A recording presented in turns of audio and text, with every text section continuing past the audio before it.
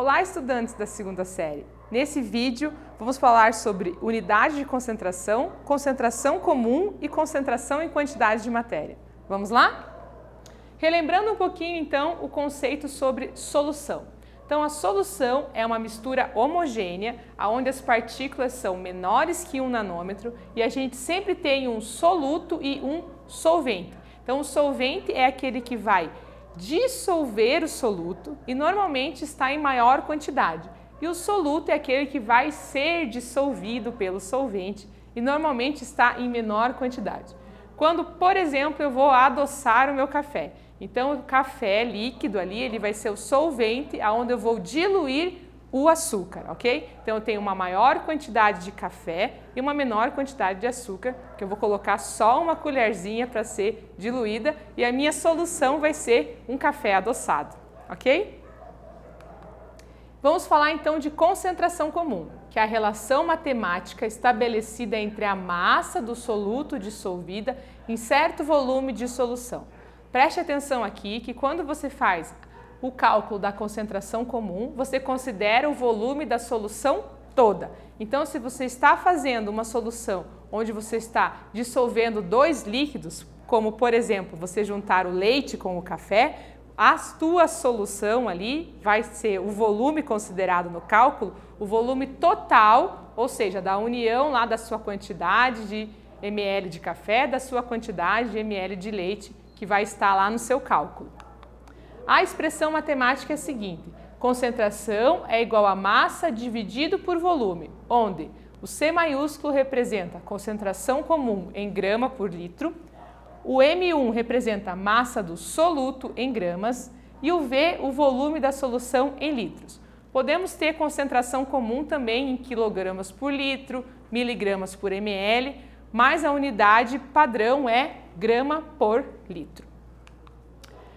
Quando eu tenho, por exemplo, salmoura é uma solução concentrada e soro fisiológico é uma solução diluída, ou seja, na salmoura eu tenho mais gramas de sal por volume e no soro fisiológico eu tenho menos gramas de sal por volume. Essa diferença de concentração comum entre essas duas situações aqui, salmoura e soro fisiológico, me dão funções completamente diferentes para cada um delas. A salmoura usada para tempero e o soro fisiológico usado lá para o tratamento de desidratação nos pacientes, por exemplo.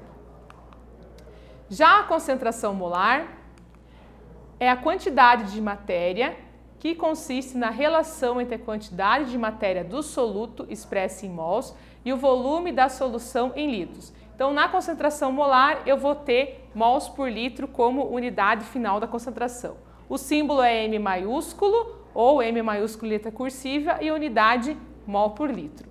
Nos laboratórios de todo mundo está escrito lá nos frascos, né, a utilização dos procedimentos, a concentração molar, que pode ser 0,5 o M maiúsculo lá ou 0,2 mols por litro. Essa é a unidade de concentração bem importante aí para os nossos estudos em química.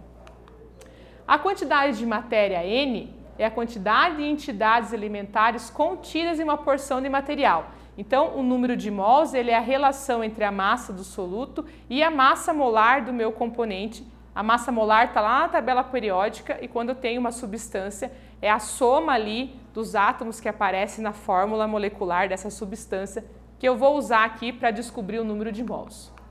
Aí eu posso então estar substituindo esse N aqui da nossa concentração molar por M por MM aqui, e aí eu tenho esta outra opção de fórmula para concentração molar, que é concentração molar igual a massa em gramas do meu soluto dividido pela massa molar em gramas por mol vezes o meu volume, e aí eu posso calcular a concentração molar, mesmo que o exercício não me dê o número de mols exatamente explícito ali no seu enunciado, tendo a massa e a massa molar e o volume, claro, da minha solução, eu vou calcular então a minha massa molar sem problema nenhum.